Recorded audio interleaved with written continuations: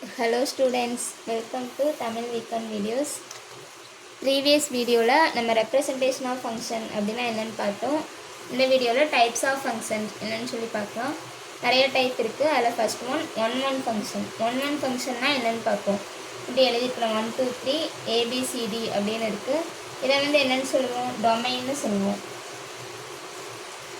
Second உள்ளதை codomain அப்படின்னு சொல்லுவோம்.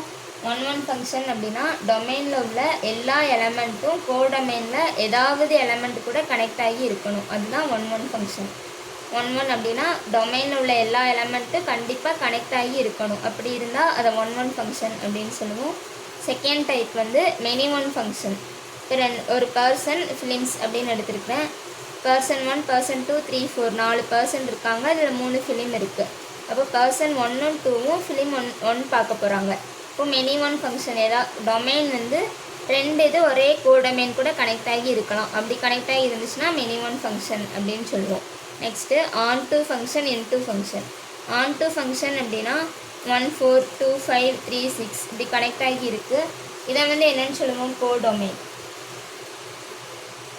கோடொமைன். ரேஞ்ச் அப்படின்னா கோடொமைனில் ஏதாவது கனெக்ட் ஆகாமல் இருந்துச்சுன்னா அதை ரேஞ்சுன்னு சொல்லுவோம். இப்போ கோடொமைனும் ரேஞ்சும் ஈக்குவலாக இருக்குது, ஈக்குவல் டு ரேஞ்ச். கோடொமைனும் ரேஞ்சும் ஈக்குவலாக இருந்துச்சுன்னா அது ஆன் டு ஃபங்க்ஷன். இப்போ இதில் பாருங்கள், இன்டூ ஃபங்க்ஷன். ஏ டி கூட கனெக்ட் ஆகிருக்கு, பிஇ கூட கனெக்ட் ஆகிருக்கு, சி எஃப் கூட கனெக்ட் ஆகிருக்கு, ஜி தனியாக இருக்குது. Codomain not equal to range. Codomain range கூட கனெக்ட் ஆகலை, நாட் ஈக்குவல் டு இருந்தால் அது இன்டூ ஃபங்க்ஷன். ஆன் டூ அப்படின்னா கோடொமைன் ரேஞ்சுக்கு ஈக்குவலாக இருக்கணும். இன்டூ அப்படின்னா நாட் ஈக்குவல் டு ரேஞ்சாக இருந்துச்சுன்னா அது into function. Next constant function. Constant ஃபங்க்ஷன்னா என்னென்னு பார்ப்போம். இப்போ 1 2 3 4 அப்படின்ட்டு இருக்குது. இந்த டொமைன் கான்ஸ்டண்ட்டாக ஒரே எலமெண்ட் கூட மேட்ச் ஆகணும். 8ன்னு வச்சுக்கோங்க. இதெல்லாம் கான்ஸ்டன்ட் ஃபங்க்ஷன்.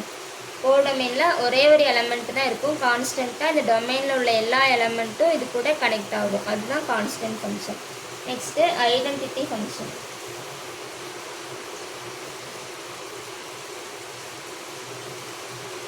இப்போ ரெண்டு இது இருக்குது. இதை டொமைன் சொல்லுவோம், இது கோடொமைன் சொல்லுவோம். இங்கே 1 2 3 1 2 3. இப்போது டொமைனில் உள்ள எலமெண்ட்டும் கோடொமைன் உள்ள எலமெண்ட்டும் சேமாக இருக்கணும். 1 1 கூட பேர் ஆகணும். 2 2 3 3. ஐடென்டிட்டி ஃபங்க்ஷன்னா இந்த ரெண்டு எலமெண்ட்டும் சேமாக இருக்கணும். டொமைனில் உள்ள எலமெண்ட் கோடொமைன் உள்ள எலமெண்ட்டும் சேமாக இருக்கணும். 1 2 3 1 2 3 இருக்குது. அதை தான் ஐடென்டிட்டி ஃபங்க்ஷன் அப்படின்னு சொல்லுவோம். அவ்வளோதான் டைப் ஆஃப் ஃபங்க்ஷன். நெக்ஸ்ட் வீடியோவில் எக்ஸசைஸ் ப்ராப்ளம்ஸ் பார்க்கலாம். Thank you friends.